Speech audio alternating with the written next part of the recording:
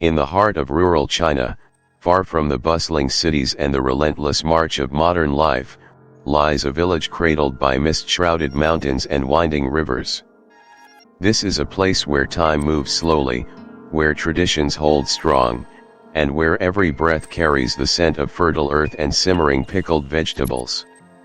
The villagers live in simple harmony, their lives interwoven like the threads of an ancient tapestry, untouched by the shadows lurking beyond the horizon. Life here is measured by the rhythm of the seasons, planting, harvest, and the quiet moments in between. Families gather around rustic wooden tables laden with humble meals, steaming bowls of rice, bowls of pickled mustard greens, and the comforting aroma of home-brewed tea. In this close-knit community, every face is familiar, every door usually left unlocked, and trust is a currency more valuable than gold. But beneath this fragile serenity lies an unspoken vulnerability, where the boundaries between safety and danger are far thinner than they appear.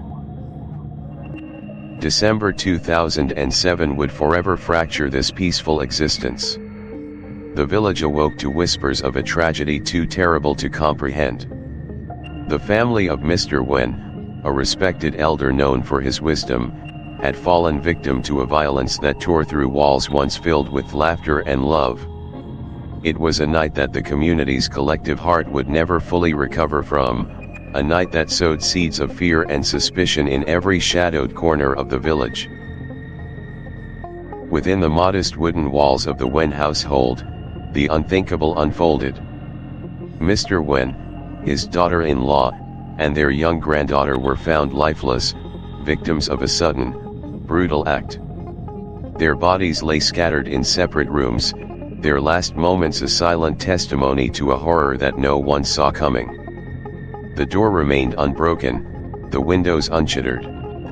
It was a calculated act of betrayal, carried out with a cold efficiency that sent tremors of disbelief rippling through the village. The murder weapon was chillingly ordinary, a dao, a heavy chopping blade commonly used for farming and cooking. In the hands of the killer, it became an instrument of destruction, wielded with a violent haste that betrayed raw desperation. No signs of struggle were evident beyond the fatal wounds. It was as if the victims, trapped within their own home, faced an unseen force they never had a chance to resist. Yet, among the chaos of that tragic night, a silent witness remained, a plastic bag filled with pickled cucumbers, tied tightly and left untouched on the kitchen floor.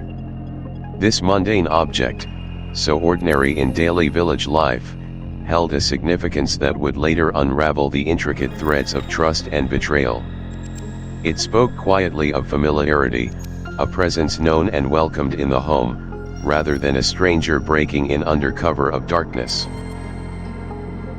The investigation that followed plunged the village into a thick fog of uncertainty. Neighbors reported no unusual sounds or visits, no unfamiliar footsteps in the crisp winter nights. The killer was no shadowy stranger but someone who moved within the community's trust, a ghost among the living. Suspicion grew like wildfire, eroding the bonds that had held the village together for generations. Rumors swirled through the winding alleyways and communal courtyards. Some whispered of debts unpaid and old grievances, others of family secrets long buried beneath the surface. The questions were endless: who could harbor such darkness behind a familiar smile? What desperation could push a person beyond the bounds of humanity to commit such a horrendous act within the sanctity of their own home? Local police officers, accustomed to the rhythms of rural life, found themselves faced with a case unlike any before. The absence of witnesses and the calculated nature of the crime frustrated their efforts. They moved carefully, piecing together scarce evidence while navigating the complex web of relationships that bound the village tightly, yet now threatened to unravel at the seams. The community's silence weighed heavily, a mixture of shock, fear, and loyalty kept many from speaking openly.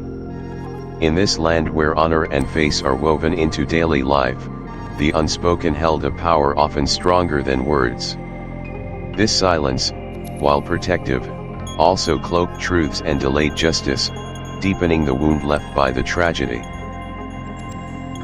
In a turning point for the case, authorities called upon a specialist, Ngo Quoc Tan, a seasoned criminal psychologist known for his insightful mind and calm resolve. His arrival signaled a new chapter in the investigation, one that would seek not only the physical evidence but the fragile human truths beneath the surface. Ngo Quoc Tan's approach was meticulous and empathetic. He understood that every detail mattered: the silence of the victims, the untouched bag of cucumbers, the fractured relationships, each piece a vital clue in a puzzle of desperation, trust, and ultimately betrayal. As the days passed, the village held its breath, caught between grief and the faint hope that answers would come. Every creak of the wooden doors, every rustle in the bamboo groves, became a reminder of the fragility of peace and the thin line that separates safety from horror. The bag of pickled cucumbers, once overlooked, grew into a symbol of daily life interrupted, of ordinary trust shattered, and of the human stories hidden in the quietest corners. It whispered a secret: the killer was not a stranger, but someone known, someone close, whose betrayal cut deeper than any blade. As the sun set behind the misty hills, the question lingered: how could a home, so full of life and love, become a silent stage for tragedy? Who walked unseen among the villagers, carrying a darkness that would forever change this peaceful corner of China? The arrival of Ngo Quoc Tan, a seasoned investigator known for his calm intensity and sharp intellect, marked a turning point. In a village overwhelmed by grief and suspicion, his presence brought hope, not through force, but through a patient unraveling of the delicate human threads intertwined with this tragedy. Ngo's investigation delved beyond the surface of physical evidence. To him, the silent spaces between words, the weight of glances, and the cadence of hushed conversations were as revealing as bloodstains or fingerprints. Each villager's story became a vital piece of the mosaic he sought to complete. The village itself was a character in the unfolding drama, its narrow alleys, time-worn wooden homes, and quiet courtyards held memories and secrets. Within this living backdrop, trust had fractured, neighbors eyed each other with suspicion, unsure where loyalty ended and fear began. Ngo's method was both gentle and relentless. He sought to understand the invisible pressures suffocating the community, debts weighing heavily, unspoken resentments simmering beneath polite smiles, and the cultural weight of face that kept many truths hidden. The plastic bag of pickled cucumbers, simple and unassuming, became a critical clue, a symbol of domestic normalcy shattered by violence. Its presence whispered of familiarity, implicating someone within the inner circle, someone trusted enough to carry such a mundane item. Debt and desperation emerged as haunting motifs. The village's economic hardships created invisible chains, binding some residents in cycles of obligation and shame. For certain individuals, the pressure to repay could twist loyalty into bitterness, and kindness into a calculated exchange. Ngo carefully examined the family dynamics at play, the bonds of kinship strained by financial woes, the subtle power shifts within households, and the delicate balance between dependence and resentment. These emotional undercurrents formed the silent language of the village.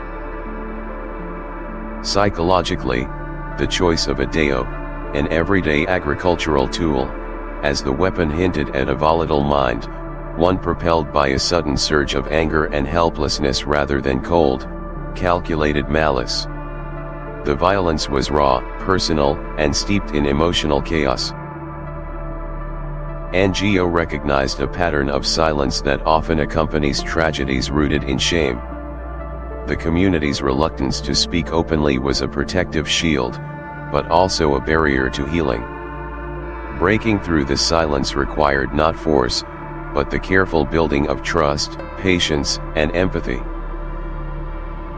The killer's psychological profile grew clearer with every interview. A man overwhelmed by external pressures, mounting debts, societal expectations, and the crushing weight of personal failure, pushed beyond the brink, allowing desperation to morph into violence. Neighbors' testimonies painted a picture of a man grappling silently with his demons. To the outside world, he was ordinary, a familiar face in the village's daily rhythm. Yet beneath that facade simmered a tempest of fear, shame, and mounting desperation. The investigation's emotional weight settled on NGO himself.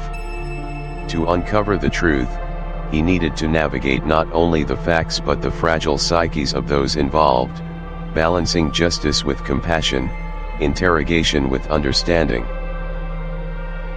Every detail mattered: the silence of the village, the careful folding of clothes left behind, the absence of forced entry, signs of a crime committed not in haste, but in an intimate betrayal that cut to the very core of human trust. The villagers' collective grief intertwined with fear that another shadow could fall over their homes, that trust might forever be broken, and that the calm they once took for granted was a fragile illusion. Through the haze of sorrow, NGO's relentless pursuit kindled a flicker of hope, the hope that truth, no matter how painful, would shine through the darkest night, illuminating a path toward justice and healing for a wounded community. In the aftermath of tragedy, a voice once muted began to stir. TUDM, a young woman scarred not just physically but emotionally, who survived the unthinkable. Her silence, once a shield against trauma, gradually gave way to a trembling testimony that pierced the veil of fear surrounding the case. TUDM's days were marked by vigilance, eyes always wary, footsteps measured, heart heavy with memories she wished to forget. Yet, within her grew a fragile resolve to confront the shadows, to give voice to those silenced and to reclaim the power stolen from her. The night she escaped was etched in her mind, a landscape of fear and desperation, where every whisper of wind carried the threat of violence. Yet even in those darkest hours, her instinct to survive blazed brighter than the cold moonlight above. Her attacker, a man cloaked in the guise of familiarity, exploited trust with calculated cruelty. The gentle voice that once lulled her into false safety masked a heart twisted by rage and control. TUDM's fight was not only physical but deeply psychological. Her survival became a beacon of hope, shattering the silence that had kept the community captive in fear, and offering investigators a glimpse into the mind of the perpetrator. Her testimony detailed chilling patterns, the careful selection of victims, the quiet pretense of normalcy before the storm, and the cold precision with which violence was inflicted, painting a portrait of a man consumed by dark obsession. Yet amidst the horror, TUDM's courage illuminated the resilience of the human spirit. Her willingness to face painful memories inspired others in the community to break free from their own silence and fear.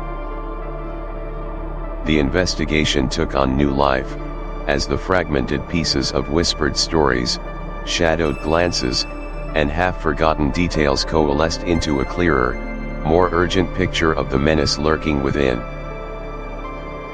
TUDM's ordeal also exposed harsh truths about the vulnerabilities faced by women on society's margins, caught between survival and exploitation, their voices often drowned by stigma and neglect. The cultural context added layers of complexity, where the preservation of face and family honor often discouraged open discussion of trauma, making the path to justice all the more fraught with obstacles. Despite these barriers, Ngo Quoc Tan's unyielding commitment to truth and healing encouraged survivors and witnesses to speak. His approach combined psychological insight with cultural sensitivity, bridging gaps long left unaddressed.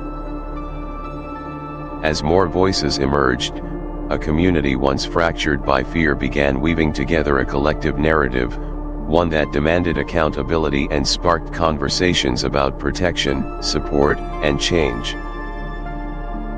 TUDM's testimony transformed the investigation from a cold case into a human story, a story of pain, courage, and the unbreakable will to seek justice, not just for herself, but for all the lost. The killer's profile took shape, a man who navigated the familiar terrain of the village like a shadow, whose cruelty was masked by outward normality but driven by deep-seated anger and a need for control.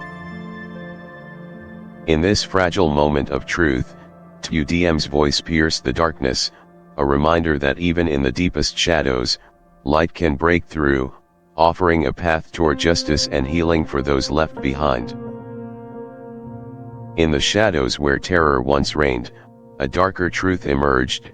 Quoc Long Hai, a man whose calm exterior concealed a mind fractured by rage and despair. To understand him is to peer into the abyss of human cruelty shaped by suffering and obsession. Born into hardship, Quoc Long Hai's early years were marked by isolation and loss. Rejected by family and society, his resentment grew quietly, festering beneath a veneer of ordinary life. His first crimes revealed a pattern, a disturbing blend of violence and control, born from a psyche unable to reconcile rejection with his desperate desire for power and acknowledgement. Upon release, his methods became more calculated, each act carefully orchestrated. His intelligence was both weapon and shield, enabling him to move unnoticed within the very communities he terrorized. His victims were not chosen at random. They were the vulnerable, the forgotten, women whose lives were fragile threads easily severed, whose silence served his purpose. Each crime scene carried his signature, a calculated mixture of brutality and eerie order, reflecting a mind tormented by chaos yet desperate for control. Psychologists later described Quoc Long Hai as a textbook psychopath, charming and manipulative, yet utterly devoid of empathy, driven by a cold, remorseless need to dominate. His hatred toward women was deeply personal, a twisted reflection of his own failures and insecurities, manifesting in violence as a dark attempt to reclaim agency. The community, once unaware of the evil in their midst, began to grasp the extent of his depravity as chilling details emerged from the investigation. Despite the mounting evidence, Quoc Long Hai's outward normality fooled many, a neighbor, a co-worker, a familiar face hiding a monstrous soul. His capture was the result of relentless police work and the bravery of survivors who refused to remain silent, shining a light on darkness that had long thrived in silence. The trial revealed the stark realities behind his crimes, calculated, cold, and horrifying, forcing society to confront painful questions about protection, justice, and healing. Though justice was served, the scars left on the community and the victims' families ran deep, reminding all that healing is a journey, not a destination. Quoc Long Hai's story stands as a grim reminder of the shadows that can lurk behind the most ordinary faces, and the importance of vigilance, empathy, and justice. In the wake of darkness, the community's resolve strengthened, forging bonds of care and protection to ensure that such horrors would never again be hidden in silence. The investigation into Quoc Long Hai's horrific crimes stretched across provinces, challenging the limits of local law enforcement. In Guizhou and Guangxi, detectives found themselves entangled in a complex web of fear, silence, and fragmented clues that required unprecedented cooperation. Early on, the difficulties were immense. Victims' bodies were often discovered in remote or hidden locations, decomposition had erased critical evidence, and social stigma deterred witnesses from coming forward. The lack of advanced forensic technology in the 1990s compounded the challenge.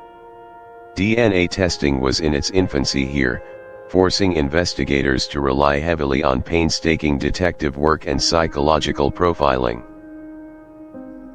Detectives combed through thousands of missing persons reports, cross-checking with unidentified bodies and interviewing families desperate for answers. Each piece of information was a fragile thread in the tapestry of the truth. As public anxiety surged, neighborhood watch groups formed spontaneously, with residents patrolling streets and alleyways, trying to reclaim safety amid growing dread. The breakthrough came when TUDM, a courageous survivor, stepped forward. Her testimony shattered the silence, providing rare and invaluable insight into the mind and methods of the elusive predator. TUDM's account detailed a pattern of deceit, manipulation, and violence, a chilling blueprint that helped investigators connect disparate cases into a coherent whole. With renewed vigor, the police intensified their search, coordinating efforts between provinces, a historic collaboration that underscored the urgency and gravity of the threat. Despite growing pressure, Kwok Long Hai remained a ghost, moving through shadows with calculated caution, eluding capture and deepening the community's sense of vulnerability. The police faced criticism over delays, yet their painstaking diligence reflected a commitment to justice, balancing haste with the complexity of evidence and procedure. Cross-provincial intelligence sharing broke long-standing bureaucratic barriers, setting a precedent for future cooperation in tackling crimes that spanned regions. The public's role evolved from fearful spectators to active participants, with tip lines and community meetings fostering an environment where voices could be heard safely. Finally, a combination of survivor testimony, forensic clues, and relentless detective work led to the arrest of Kwok Long Hai, a moment that punctuated years of fear and uncertainty. His capture marked not the end but the beginning of a long road through justice, trials, psychological evaluations, and the painful process of societal reckoning. The community, though scarred, found hope in the commitment to healing, a promise that darkness could be challenged, and safety reclaimed. The arrest of Kwok Long Hai opened a new chapter of revelations, a man weighed down by debts, isolation, and a fractured mind, forced to confront the enormity of his actions under the unyielding light of justice.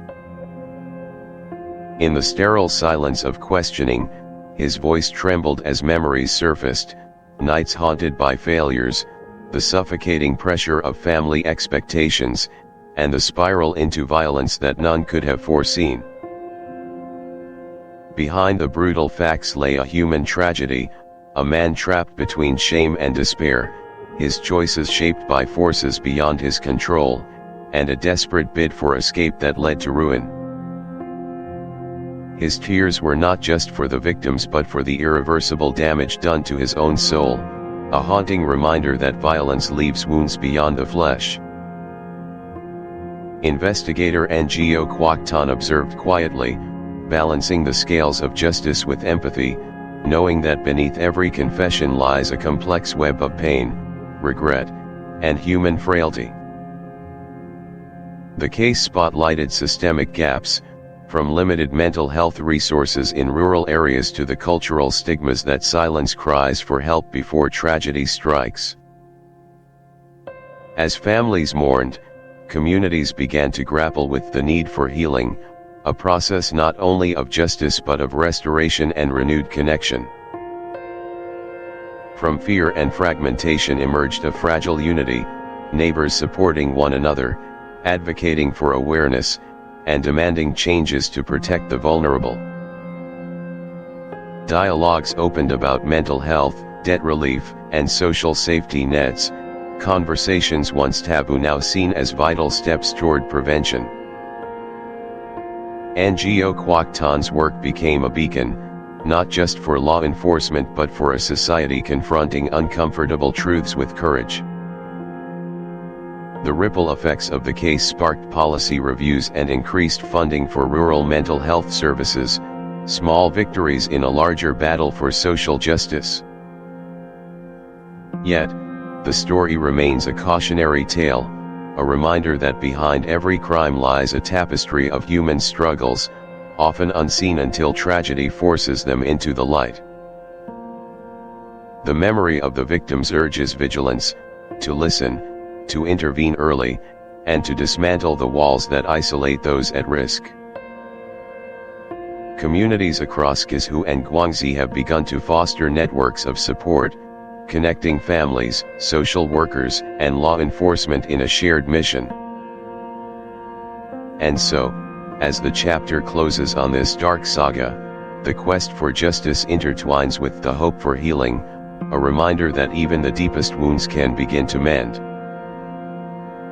As the village slowly awakens from its long nightmare, a quiet determination takes root, a commitment to rebuild, to forgive, and to protect the fragile bonds of community. Grief remains a shadow, but it is tempered by hope. Neighbors gather to share stories, support one another, and kindle a collective resilience stronger than fear. Schools embrace new lessons, teaching empathy, respect, and courage, planting seeds that will bloom into generations less burdened by silence and stigma. Local leaders and social workers collaborate, crafting programs that support families in crisis, address mental health, and promote open dialogue. Ngo Quoc Tan's legacy lives on, not only as an investigator but as a symbol of compassion, perseverance, and the transformative power of understanding. His work reminds us that justice is not merely punishment but a journey toward healing, for victims, families, and society as a whole. The story of pain and redemption calls each of us to action, to listen more deeply, to reach out with kindness, and to stand guard against the shadows that threaten our communities.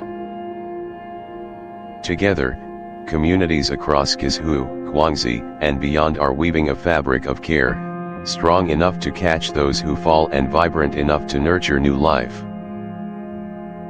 As lanterns light the night sky during festivals, they carry prayers for peace, remembrance, and the hope that no tragedy repeats.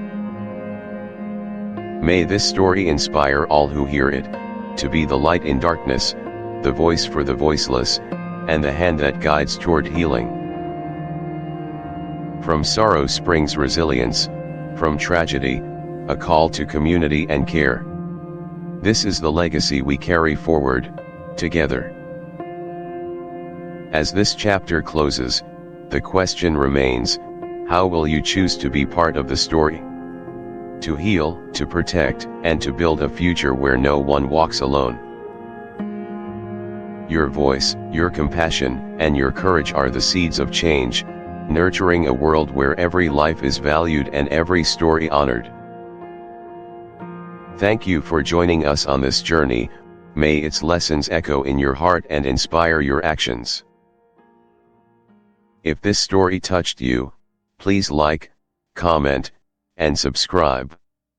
Share it widely, so that the light of hope reaches every corner and no cry for help remains unheard.